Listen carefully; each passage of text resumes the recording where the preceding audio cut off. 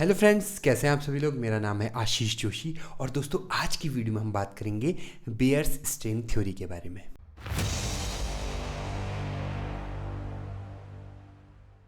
तो दोस्तों जैसे जैसे हमारी वीडियो आगे बढ़ रही है, हमारी यूनिट ख़त्म होते जा रही है। हम 5th यूनिट में हम आखिरी पड़ाव में पहुंच गए हैं।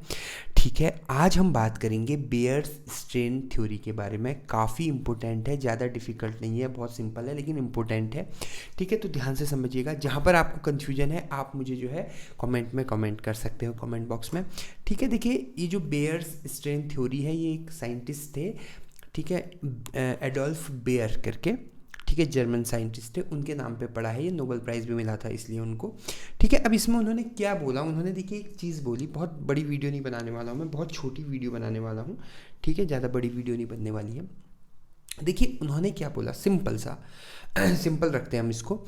उन्होंने ये बोला कि भैया जो एंगल है स्ट्रेन, बेयर्स स्ट्रेन थ्योरी, यहाँ पर एक वर्ड आ रहा है स्ट्रेन। स्ट्रेन मतलब खींचना, खिंचाव।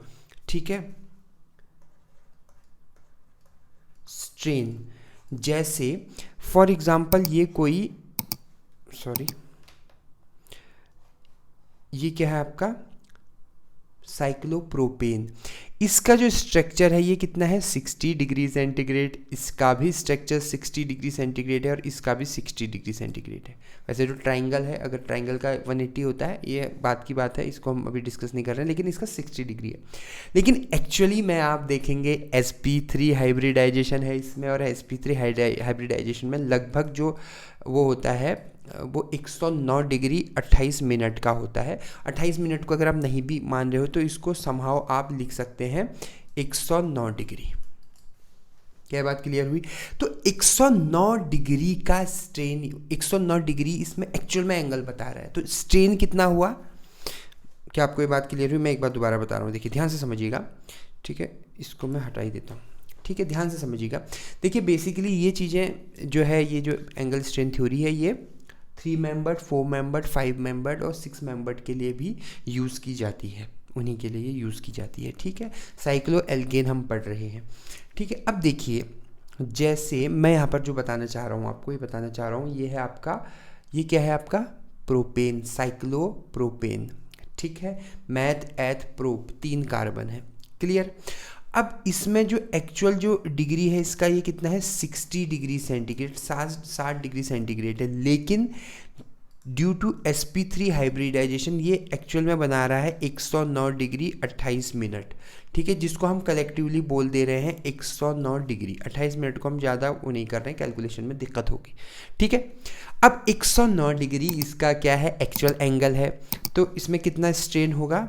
स्ट्रेन देखने के लिए हम क्या करेंगे आपका, अगर मैं 109 में से माइनस कर दूं 60 को, तो कितना होगा? 109 में से अगर 60 को माइनस करेंगे तो 49 लगभग आएगा। तो 49 डिग्री का इसमें क्या आ जा रहा है, स्ट्रेन आ जा रहा है। ठीक है, अब हम ब्यूटेन को देखें, साइक्लो ब्यूटेन, इसमें कितना होता है 90 डिग्री का एंगल होता है। ठीक है, लेकिन sp3 हाइब्रिडाइजेशन के कारण वो फिर से 109 डिग्री 28 मिनट का होगा, जिसको हम 109 बोल रहे हैं। अब 109 डिग्री में से अगर हम 90 डिग्री को घटा देंगे तो ये कितना हो जाएगा, लगभग 19 डिग्री हो जाएगा।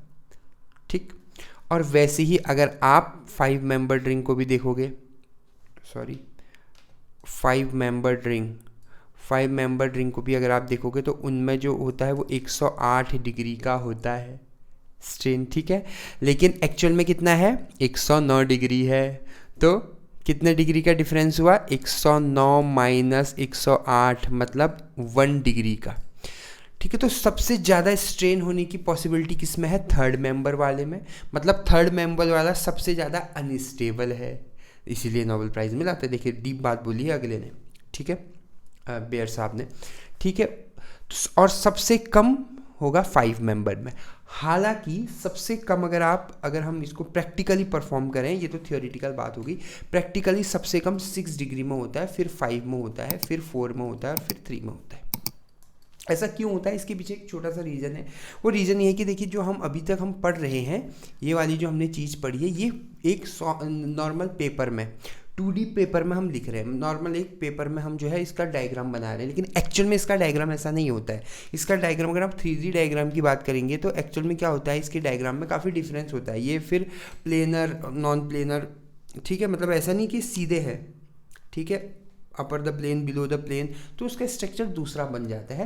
तो एग्जैक्टली 60 डिग्री वो नहीं होता है, वो कुछ ऊपर नीचे होता है, एग्जैक्टली वो 90 डिग्री नहीं होता है, ठीक है। इसके वजह से जो है 6 मेंबर्ड रिंग जो है आपकी वो ज़्यादा स्टेबल मानी जाती है, ठीक है। छोटी सी वीडियो है, यही आपकी बेयर्स स्ट्रेन थ्योरी है।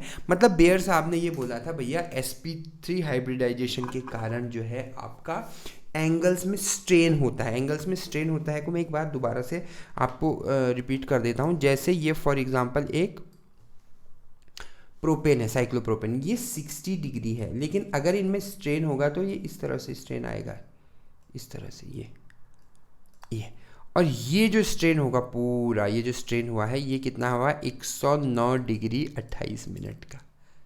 क्या ये बात क्लियर हुई? तो इस स्ट्रेन को इन्होंने एक तरह से उस पर काम किया था, उसको इन्होंने ही इंट्रोड्यूस किया था, ठीक है, कि जो साइक्लो एल्केन्स हैं वो स्ट्रेन देते हैं, करते हैं, ठीक है, जिसकी वजह से उनको नोबेल प्राइज़ भी मिला था और ये काफ़ी पॉपुलर थ्योरी हुई थी इनकी, ठीक है। इसलिए एग्जाम पॉइंट ऑफ व्यू से भी बहुत ज़्यादा इंपॉर्टेंट है। ज़्यादा लंबा है नहीं, इसमें इतना सा है, नोट्स मैंने आपको दे ही रखे हैं नीचे कमेंट बॉक्स में, डिस्क्रिप्शन बॉक्स में, ठीक है। तो ये थी मेरी आज की छोटी सी वीडियो। अगर आपको मेरी वीडियो पसंद आए तो मेरे चैनल को सब्सक्राइब कीजिएगा, बेल आइकन पर क्लिक कीजिएगा। आपने मुझे इतना वक्त दिया उसके लिए बहुत बहुत धन्यवाद। Thank you so much.